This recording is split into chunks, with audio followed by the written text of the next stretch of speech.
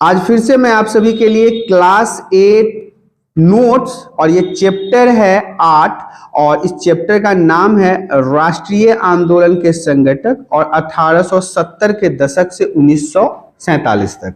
समझिएगा, हमें अपने देश के अंदर हुए जितने भी महत्वपूर्ण आंदोलन हैं उनके बारे में पढ़ना है। इसके अलावा 1870 ईस्वी से लेके 1947 ईस्वी में किस प्रकार की घटनाओं का अंजाम हमारे भारत देश में दिया गया है, किस किस प्रकार के सत्याग्रह किए गए हैं, किस किस प्रकार के आंदोलन किए गए हैं, इन्हीं सभी चीजों के बारे में आपको चैप्टर 8 में जानना है। क्लास 8 भी है, चैप्टर 8 भी है और नोट्स भी है और इस बार के सिलेबस में जोड़ा भी गया है, बिल्कुल नए सिलेबस के हिसाब से बनाया गया है। तो आइए शुरुआत करते हैं इस चैप्टर के सबसे पहले स्लाइड से। स्लाइड हमारा कहता है राष्ट्रवाद का उदय क्या है, या फिर आप राष्ट्रवाद के उदय से क्या समझते हैं।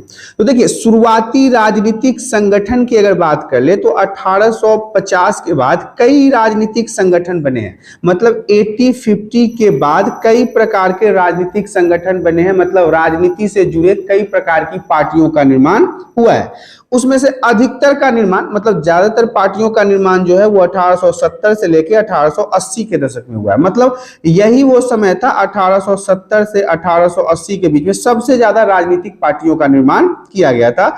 उसमें से अधिकतर संगठनों की अगुवाई जो है वो अंग्रेजी में पढ़े लिखे पेशेवर लोग कर रहे थे। जितने भी संगठन, जितने भी पार्टियों का निर्माण किया गया था इस वक्त, उन सभी के जो नेता थे या फिर सुप्रीम लीडर थे या उनके जो मुखिया थे वो अंग्रेजी या बहुत ज्यादा पढ़े लिखे लोग ही कर रहे थे।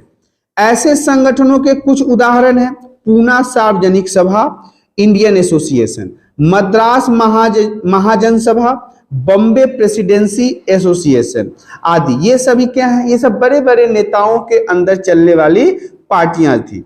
और इसके बाद क्या हुआ? सबसे अंत में भारतीय राष्ट्रीय कांग्रेस की स्थापना हुई, जो अभी तक हमारे बीजेपी के खिलाफ लड़ाइयां लड़ती है। मतलब राजनीतिक पार्टी कांग्रेस का नाम तो आप सभी ने सुना होगा, जिसका छाप हाथ छाप है, मतलब चुनाव चिन्ह हाथ छाप है।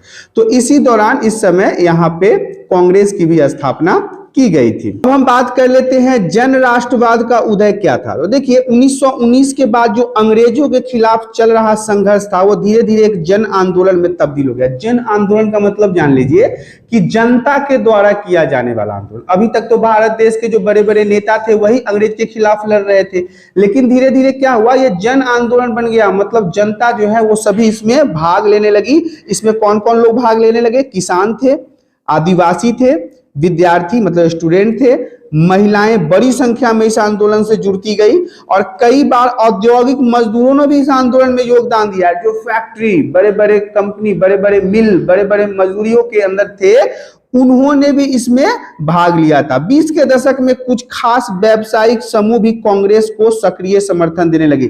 जो व्यापारी समुदाय के लोग थे उन्होंने भी यहाँ पे कांग्रेस का समर्थन कर दिया, क्योंकि उस समय कांग्रेस के एक तरह से सुप्रीमो देखा जाए तो महात्मा गांधी थे और उनको कई वर्गों के लोगों का भरपूर समर्थन था। तो यहाँ पे आपने राष्ट्रवाद के उदय के बारे में भी समझ लिया और जन राष्ट्रवाद के उदय के बारे में भी समझ लिया। अब हम आपको आगे की स्लाइड में लेके चलते हैं। अब हम बात करेंगे उभरता हुआ राष्ट्र क्या है। उभरते हुए राष्ट्र से आप क्या समझते हैं? अक्सर कहा जाता है कि अपने पहले 20 सालों में कांग्रेस अपने उद्देश्य और तरीकों के लिहाज में मध्यवर्गीय पार्टी थी। मतलब जिस प्रकार से कांग्रेस काम कर रही थी उसे क्या कहा जाता था कि ये मध्य मार्गी पार्टी है, मतलब बीच की पार्टी है। इस दौरान कांग्रेस ने सरकार और शासन में भारतीयों को और ज्यादा जगह दिए जाने की आवाज उठाई। मतलब यहाँ पे अब कांग्रेस ने क्या कहा कि हमारे आंदोलन में, हमारे राजनीतिक पार्टी में, हमारे समुदाय में ज्यादा से ज्यादा भारतीय लोगों का होना जरूरी है, ताकि हमारी समस्याओं का समाधान उतनी जल्दी हमें प्राप्त हो जाए। कांग्रेस ने आग्रह था कि विधान परिषदों में भारतीयों को ज्यादा जगह दी जाए। अंग्रेजों उस समय के लगभग अंग्रेज तो थे ही, तो कांग्रेस ने ही ये कहा कि हमारे भारत के कामों में हमारे भारतीय लोग ज्यादा बेहतर काम कर पाएंगे, इसलिए जो विधान परिषद है उसमें ज्यादातर भारतीयों को मौका दिया जाना चाहिए। परिषदों को ज्यादा अधिकार दिए जाएं, जिन प्रांतों में परिषदें नहीं हैं वहां उनका गठन किया जाए। कांग्रेस चाहती थी कि सरकार में भारतीयों को भी ऊंचे पद दिए जाए, मतलब कि भारत सरकार का उस समय जो भी काम होता था, जो अंग्रेजों द्वारा ज्यादा होता था, तो कांग्रेस क्या चाहता था कि भारतीय लोगों को भी ऊंचे पद पर आसीन किया जाए, इनसे भी कार्यों को करवाया जाए। इस काम के लिए उसने मांग की थी कि सिविल सेवा के लिए लंदन के साथ साथ भारत में ही परीक्षा आयोजित की जाए। मतलब जिसको पढ़ के, जिसके एग्जाम को पास करके लोग यूपीएससी, आप समझ सकते हैं, यूपीएससी के बारे में जानते होंगे, इसी के माध्यम से पढ़ाई करके कलेक्टर, एसपी इत्यादियों का निर्माण होता है। तो इस कांग्रेस पार्टी का भी उस समय मांग था कि जो आप लोग जो सिविल सेवा का जो एग्जाम करवाते हैं लंदन में, इसके साथ साथ ये भारत में भी होना चाहिए, ताकि यहाँ के लोगों को भी मौका मिले अपने देश की सेवा करने के लिए। तो अब हम आगे की स्लाइड में बढ़ते हैं। अगला स्लाइड हमारा कहता है स्वतंत्रता हमारा जन्मसिद्ध अधिकार है। स्वतंत्रता हमारा जन्मसिद्ध अधिकार है, इस बात के बारे में भी जानना हमें जरूरी है। और किसने कहा था, कब कहा था, क्यों कहा था, कहां कहा था? देखिए 1890 की बात है। बहुत सारे लोग जो हैं वो कांग्रेस के राजनीतिक तौर तरीकों पर सवाल खड़ा कर रहे थे। मतलब देश में एक उसी समय की बड़ी पार्टी कांग्रेस ही थी, लेकिन सभी लोग ना कांग्रेस पार्टी से खुश नहीं थे। कांग्रेस के द्वारा किए गए कामों पर सवाल उठाते थे। बंगाल, पंजाब, महाराष्ट्र में बिपिन चंद्र पाल, बाल गंगाधर तिलक और लाला लाजपत राय जैसे नेता परिवर्तनवादी उद्देश्य और पद्धतियों के अनुरूप काम करने लगे थे। देखिए इसी कारण से इन्हें पाल बाल लाल भी कहते हैं। देखिए पाल बाल लाल कहने का मतलब है बिपिन चंद्र पाल, इनका पाल उठा लीजिए, बाल गंगाधर तिलक, इनका बाल उठा लीजिए, और लाला लाजपत राय, तो इसीलिए इनको क्या कहा जाता है, पाल बाल लाल। ये तीनों नेता जो थे ये क्रांतिकारी रूप से परिवर्तन चाहते थे। उन्होंने निवेदन किया कि राजनीति के लिए नरमपंथी की आलोचना की और आत्मनिर्भरता तथा रचनात्मक कामों के महत्व पर जोर दिया। मतलब ये चाहते थे कि जो भी परिवर्तन हो रहा है वो बहुत ही तीव्र गति से हो। उनका कहना था कि लोगों को सरकार के नेक इरादों का नहीं बल्कि अपनी ताकत पर भरोसा करना चाहिए। इनका कहना था कि हम अंग्रेजों के सामने झुककर उसे आजादी नहीं ले सकते, हम उससे लड़ के आजादी ले सकते हैं। हमें ताकतवर होना जरूरी है। लोगों को स्वराज्य के लिए लड़ना चाहिए। स्वराज्य का मतलब होता है अपने देश के लिए लड़ना चाहिए। और बाल गंगाधर तिलक ने ही ये नारा दिया था, स्वतंत्रता हमारा जन्मसिद्ध अधिकार है और इसे मैं लेके रहूंगा। एक नंबर में ये प्रश्न अगर पूछा जाए कि स्वतंत्रता हमारा जन्मसिद्ध अधिकार है, यह नारा किसने दिया, तो आप बताएंगे बाल गंगाधर तिलक ने यह नारा दिया था कि स्वतंत्रता हमारा जन्मसिद्ध अधिकार है और हम इसे लेकर रहेंगे। तो यहाँ पे आपका ये टॉपिक भी समाप्त हो गया कि स्वतंत्रता हमारा जन्मसिद्ध अधिकार है, किसने कहा था, बाल गंगाधर तिलक ने कहा था। आगे की स्लाइड में बढ़ते हैं। अगला स्लाइड हमारा कहता है महात्मा गांधी का आगमन। आप लोग सोच रहे होंगे यार महात्मा गांधी जी तो भारतीय थे, तो आगमन कैसे हुआ? तो मैं आपको बता दूं, ये अफ्रीका में रहते थे, वहां वकालत करते थे। तो देखिए अब महात्मा गांधी के आगमन के बारे में जान लेते हैं कि इन्हीं हालात में महात्मा गांधी एक जन नेता के रूप में सामने आए, मतलब जनता के नेता के रूप में सामने आए। गांधी जी 46 वर्ष की उम्र में 1915 में दक्षिण अफ्रीका से भारत लौटे थे। ध्यान दीजिएगा 46 साल इनका उम्र था और 1915 की बात है जब ये साउथ अफ्रीका, दक्षिण अफ्रीका से भारत वापस आए थे। वे यहाँ पर नस्ल भेदी पाबंदियों के खिलाफ अहिंसक आंदोलन चला रहे थे, मतलब जिसमें हिंसा न हो। अहिंसक का मतलब हो गया शांति से किया गया आंदोलन। और किसके खिलाफ? काले गोरे के खिलाफ। मतलब नस्ल के हिसाब से जो भेदभाव हो रहा था, काले गोरे का, अमीरी गरीबी का, जात पात का, ऊंच नीच का, इसको समाप्त करना चाहते थे। अंतरराष्ट्रीय स्तर पर उनकी अच्छी मान्यता थी, मतलब उनको लोग काफी जानते थे और लोग उनका आदर भी करते थे। दक्षिण अफ्रीका आंदोलन की वजह से उन्हें हिंदू, मुसलमान, पारसी, ईसाई, गुजराती, तमिल और उत्तर भारतीय उच्च वर्गीय व्यापारी, वकील, मजदूर, सब तरह से भारतीयों से मिलने जुलने का मौका मिल चुका था। इनके समर्थन में ये सारे लोग थे। जितने भी भारतीय लोग थे सभी महात्मा गांधी के समर्थन में थे उस समय। तो आपने यहाँ पे महात्मा गांधी के आगमन के बारे में जान लिया। अब हम बात करते हैं रॉलेट सत्याग्रह के बारे में।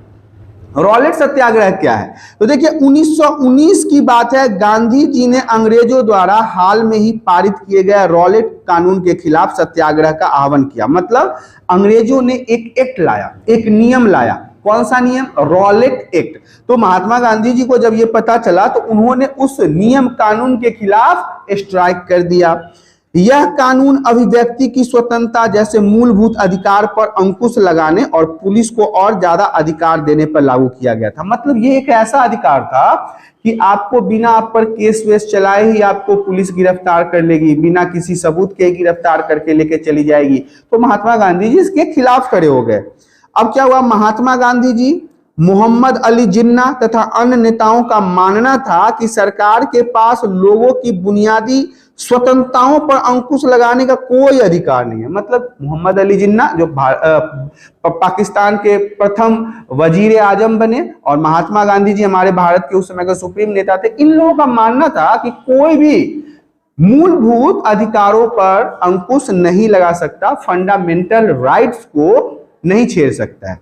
उन्होंने इस कानून को शैतान की करतूत और निरंकुशवादी बताया। महात्मा गांधी ने और मोहम्मद अली जिन्ना ने इसकी बहुत तौहीनी की। गांधी ने लोगों से आह्वान किया, मतलब लोगों को बताया इस कानून का विरोध करें। मतलब यहाँ पे देखिए कहाँ छूट गया है, आप समझ लीजिए ये कानून है, इस कानून का विरोध करने का बात कहा। और 6 अप्रैल 1919 को अहिंसक विरोध दिवस के रूप में, अपमान एवं याचना दिवस के रूप में मनाया गया और हड़तालें की गई। मतलब लोगों ने काम छोड़ दिया, दुकानें बंद कर दी गई, फैक्ट्रियां बंद कर दी गई, स्कूल कॉलेज यूनिवर्सिटी को बंद कर दिया गया। आंदोलन शुरू करने के लिए सत्याग्रह सभाओं का गठन किया गया। किसके खिलाफ? रॉलेट एक्ट के खिलाफ। किसने बनाया था? अंग्रेजों ने बनाया था। कब बनाया था? तो देखिए ये 1919 में लागू किया गया था। तो इसके खिलाफ महात्मा गांधी ने सत्याग्रह किया, जिसे हम रॉलेट सत्याग्रह के नाम से जानते हैं। आगे की स्लाइड में बढ़ते हैं। अगला स्लाइड हमारा कहता है खिलाफत आंदोलन और असहयोग आंदोलन। ये मैं आपको लिख देता हूं, VVI रहेगा, वेरी वेरी इंपॉर्टेंट, एग्जाम में पूछा जाता है। तो आइए सबसे पहले जान लीजिए खिलाफत आंदोलन और असहयोग आंदोलन क्या था। तो खिलाफत का मुद्दा इस तरह का एक ज्वलंत मुद्दा था। 1920 में क्या हुआ? अंग्रेजों ने तुर्की के सुल्तान खलीफा पर बहुत सख्त संधि थोप दी, बहुत नए नियम कानून उसके लिए बना दिए। और जलियांवाला बाग हत्याकांड की तरह इस घटना पर भी भारत के लोगों को भारी गुस्सा था। आपको जलियांवाला बाग हत्याकांड याद होगा, जब अंग्रेजों ने निहत्थे सिखों पर पार्क में गोली चलाना शुरू कर दिया और उसमें हजारों की संख्या में निहत्थे सिख मारे गए थे। तो इस पर जितना भारतीय लोग गुस्सा हो रहे थे, उतना ही गुस्सा उन्होंने इस बात पर भी अपना प्रतिक्रिया देकर बताया। भारतीय मुसलमान यह भी चाहते थे कि पुराने ऑटोमन साम्राज्य में स्थित पवित्र मुस्लिम स्थानों पर खलीफा का नियंत्रण बना रहे। मतलब कि जो तुर्की का खलीफा था उसका पवित्र स्थानों पर नियंत्रण बना रहे। खिलाफत आंदोलन के नेता मोहम्मद अली और शौकत अली अब एक सर्वव्यापी असहयोग आंदोलन शुरू करना चाहते थे। मतलब पूरे राष्ट्रीय लेवल पर एक ऐसा आंदोलन करना चाहते थे जो अंग्रेजों के खिलाफ हो। गांधी जी ने उनके आह्वान का समर्थन किया, गांधी जी ने उनका साथ दिया और कांग्रेस से आग्रह किया कि वह पंजाब में हुए अत्याचार, जो जलियांवाला हत्याकांड था और खिलाफत के मामले में हुए अत्याचार के विरोध मिलकर करे और स्वराज्य की मांग करे, अपने देश की आजादी की मांग करे। तो यह खिलाफत आंदोलन और असहयोग आंदोलन था। आगे की स्लाइड में बढ़ते हैं। अगला स्लाइड हमारा कहता है लोगों की पहलकदमी, कैसे शुरुआत हुई आम लोगों का। तो देखिए कई जगहों पर लोगों ने ब्रिटिश शासन का हिंसक विरोध किया। हिंसक मतलब लड़ाई झगड़े, बम बारूद, गोला पिस्तौल, लाठी भाला, चम्मच, छुरी, सबके साथ मिलकर अंग्रेजों से लड़ना शुरू कर दिया। लेकिन कई स्थानों पर विभिन्न वर्गों और समूहों ने गांधी जी के आह्वान को अपने हिसाब से अर्थ निकाले और इस तरह से वो रास्ते अपनाए जो गांधी जी के विचारों से मेल नहीं खाते थे। कुछ लोग तो सही तरीके से चल रहे थे, लेकिन कुछ लोग जो हैं गांधी जी के विचारों से असहमत होकर अपने विचारों से चलने लगे। सभी जगह लोगों ने अपने आंदोलन का स्थानीय मुद्दों के साथ जोड़कर आगे बढ़ाया। मतलब अपने अपने मुद्दों को जोड़ दिया कि मेरे खेत में खल्ली नहीं है, पानी नहीं है, राशन नहीं है, अपना अपना विरोध करना शुरू कर दिया। अब देखिए उन विचारों के बारे में जान लेते हैं कि लोगों ने कौन कौन से मुद्दों को सामने रख लिया था। आगे की स्लाइड में आपको बताना चाहेंगे कि जनता के महात्मा। अब देखिए जनता के महात्मा का मतलब है लोगों ने कहना शुरू कर दिया कि गांधी जी को एक तरह का मसीहा, एक ऐसा व्यक्ति मानने लगे थे जो उनकी मुसीबतों और गरीबी से छुटकारा दिला सकता था। लोग कैसे मानते थे गांधी जी को? तो लोग गांधी जी को उस समय भगवान मानते थे, मसीहा मानते थे, एक ऐसा नेता मानते थे जो उनकी सारी तकलीफों को, उनकी सारी दिक्कतों को, उनकी सारी परेशानियों को दूर कर सकते थे। गांधी जी वर्गीय टकरावों की बजाय वर्गीय एकता के समर्थक थे। उनका मानना था गांधी जी का कि हम ऊंची नीची छोटी बड़ी जातियों में जो आपस में टकरा रहे हैं, इससे बढ़िया है कि हम एक हो जाएं। परंतु किसानों को लगता था कि गांधी जी जमींदारों के खिलाफ उनके संघर्ष में मदद देंगे। खेतीहर मजदूर जो थे, जो खेती किया करते थे, उन्हें यकीन था कि गांधी जी उन्हें जमीन दिला देंगे, उन्हें जमीन प्राप्त करने में वो मदद करेंगे। कई बार आम लोगों ने खुद अपनी उपलब्धियां के लिए गांधी जी को श्रेय दिया था। तो ये सारी चीजें थे। जनता में महात्मा गांधी जी का जो कद था वो बहुत ऊंचा था, लोग उन्हें बहुत पसंद करते थे, मसीहा भगवान की तरह मानते थे। और उसका यही कारण था कि उन्हें ऐसा लगता था कि गांधी जी ही एक ऐसे व्यक्ति हैं जो उनके सभी परेशानियों, सभी दिक्कतों को दूर कर सकते हैं, उनकी मदद कर सकते हैं। तो इस प्रकार से आपने जनता में महात्मा गांधी जी की छवि को देखा। अब हम बात कर लेते हैं 1922 से 1929 की घटनाएं क्या क्या थी। देखिए ये भी इंपॉर्टेंट रहेगा आपके एग्जाम के लिए खासकर। देखिए महात्मा गांधी जी हिंसक आंदोलनों के विरुद्ध थे। जितने भी आंदोलन में लड़ाइयां झगड़े होते थे या फिर लाठी वगैरह चलती थी या फिर बम पिस्तौल बारूद का इस्तेमाल होता था, इसके खिलाफ थे महात्मा गांधी जी। इसी कारण क्या हुआ, फरवरी 1922 में जब किसानों की एक भीड़ ने चौरा चौरी पुलिस थाने पर हमला कर दिया, ये उत्तर प्रदेश का जगह है, और उसे जला भी दिया, तो गांधी जी ने अचानक असहयोग आंदोलन वापस ले लिए और उस दिन 22 पुलिस वाले भी मारे गए थे। किसान इसलिए बेकाबू हो गए क्योंकि पुलिस ने उनके शांतिपूर्ण जुलूस पर गोली चला दी थी। देखिए किसान जब शांति से जुलूस के माध्यम से अपने आवाज को रखने की कोशिश कर रहे थे, तो पुलिस वाले जो थे वो उनके जुलूस पर गोली चला दिए। इससे किसान भड़क गए और उन्होंने थाने में आग लगा दी और उसमें 25 पुलिस वाले जल के मर गए। पहला पॉइंट है हमारा, असहयोग आंदोलन खत्म होने के बाद गांधी जी के अनुयायी जो थे वो ग्रामीण इलाकों में रचनात्मक कार्य शुरू करने पर जोर देने लगे। जैसे कि चित्तरंजन दास, मोतीलाल नेहरू जैसे अन्य नेताओं की दलील थी कि पार्टी को परिषद चुनावों में हिस्सा लेना चाहिए और परिषदों के माध्यम से सरकारी नीति को प्रभावित करना चाहिए। अब मतलब कि यहाँ पे जो चित्तरंजन दास थे या मोतीलाल नेहरू थे, उनका मानना यह था कि अब सरकार को चुनाव लड़ना चाहिए और चुनाव के माध्यम से अपने सरकार को अपने देश के तकदीर बनाने में अपना सहयोग देना चाहिए। दूसरा पॉइंट हमारा कहता है कि भारतीय कम्युनिस्ट पार्टी और हिंदुओं के संगठन राष्ट्रीय स्वयंसेवक संघ, जिसे आरएसएस कहते हैं, वो अभी तक चल रहा है। इसकी स्थापना 20 के दशक के मध्य में 2 महत्वपूर्ण घटनाएं थी। ये हिंदुओं का एक ऐसा संगठन था जो सिर्फ और सिर्फ हिंदू ही इसमें शामिल हो रहे थे। भारत के भविष्य को लेकर इन पार्टियों की सोच में एक गहरा फर्क रहा है। अपने अध्यापकों की सहायता से आप उनके बारे में विचार कर सकते हैं। मैं आपको बताता हूं कि ये जो संघ का निर्माण हुआ ना, इस संघ के निर्माण ने अपने देश के सोच को 2 अलग अलग भागों में बांट दिया, क्योंकि राष्ट्रीय स्वयंसेवक समूह जो आरएसएस है वो खुद में सिर्फ और सिर्फ हिंदू एकता लाने की बातों को रखता था।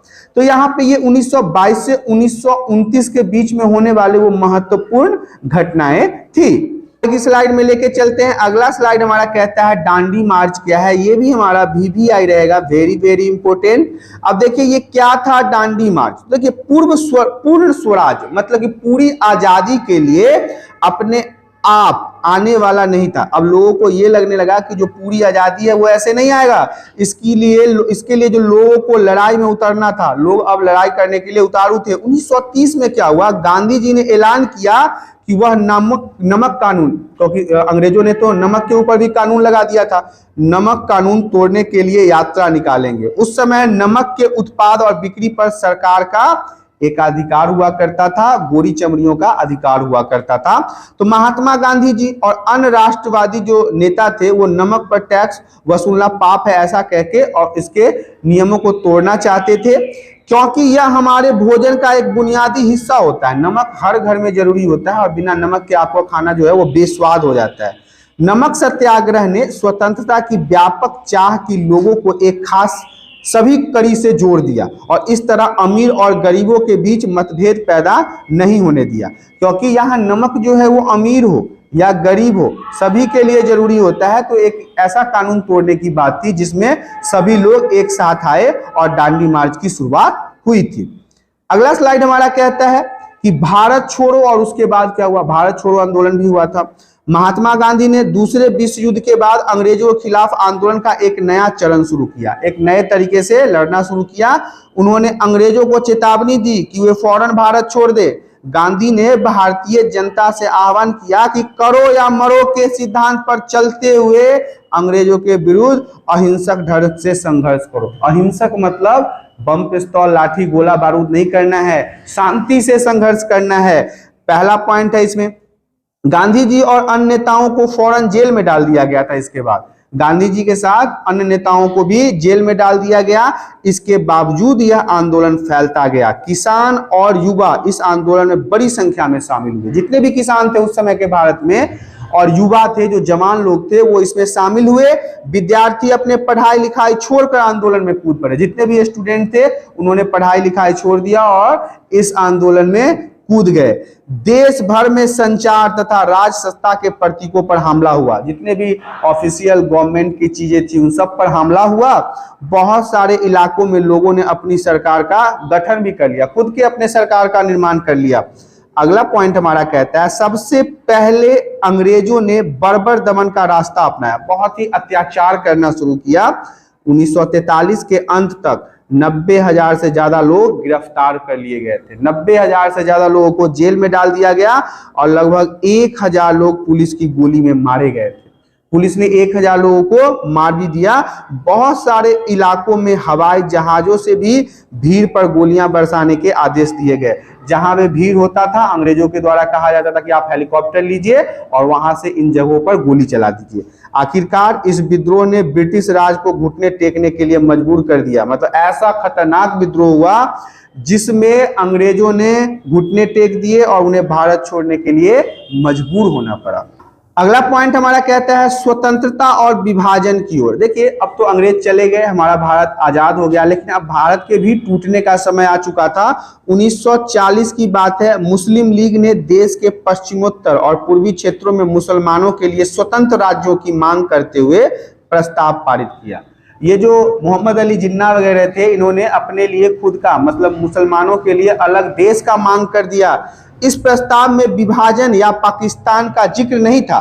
मुस्लिम लीग ने उपमहाद्वीप के मुसलमानों के लिए स्वायत्त व्यवस्था की मांग क्यों की थी, इन सभी चीजों के बारे में जान लीजिए। 1930 के दशक में आखिरी सालों में 1930 के दशक के आखिरी समय में मुसलमान और हिंदुओं को अलग अलग राष्ट्र मानने लगा था। मतलब हिंदू का अलग राष्ट्र और मुसलमान का अलग राष्ट्र। इसी विचार तक पहुंचने में 20 और 30 के दशकों में हिंदू और मुसलमानों के कुछ संगठनों के बीच तनाव भी उत्पन्न हो रहा था और एक तरह से कहिए कि कई जगहों पे झड़प भी होना शुरू हो गया था, लड़ाइयां भी होनी शुरू हो गई थी। अब बात कर लेते हैं 1937 के प्रांतीय चुनाव जो थे, संभवतः इसमें सबसे बड़ा कारण था इन झड़प का, क्योंकि चुनावों में मुस्लिम लीग को इस बात पर यकीन दिला दिया गया था कि यहाँ मुसलमान अल्पसंख्यक हैं और किसी भी लोकतांत्रिक संरचना में उन्हें हमेशा गौण भूमिका निभानी पड़ेगी। मतलब शांत रहना पड़ेगा, उन्हें दिक्कतों का सामना करना पड़ेगा। ये सारी चीजें स्वतंत्रता और विभाजन के समय बताया गया। इसी में हमारा तीसरा पॉइंट कहता है, लीग को भी यह भी भय था, मुस्लिम लीग को, मोहम्मद अली जिन्ना को यह भी डर लग रहा था कि मुसलमानों को प्रतिनिधित्व ही न मिल पाए। तो 1937 में मुस्लिम लीग ने संयुक्त प्रांत में कांग्रेस के साथ मिलकर सरकार बनाना चाहती थी, लेकिन कांग्रेस ने इस प्रस्ताव को स्वीकार नहीं किया और इसी कारण से देश का बंटवारा दो अलग अलग भागों में बट गया और फिर जाके पाकिस्तान का एक अलग देश निर्माण किया गया। तो ये सारी चीजें आपको इस चैप्टर में पढ़ना था। इस तरह से आपने देखा क्लास 8 चैप्टर 8 जो राष्ट्रीय आंदोलन का संगठन और 1870 से 1947 के बीच में चलने वाले जितनी भी चीजें थी उसके बारे में था। तो आशा करता हूं कि इस वीडियो में दी गई जानकारी आप सभी को पसंद आया होगा। जानकारी पसंद आया तो वीडियो को लाइक करें, चैनल में पहली बार आए हैं तो चैनल को सब्सक्राइब करें ताकि इसी प्रकार के एजुकेशनल वीडियो आपको हमेशा प्राप्त होता रहे। आज के लिए इतना ही, धन्यवाद।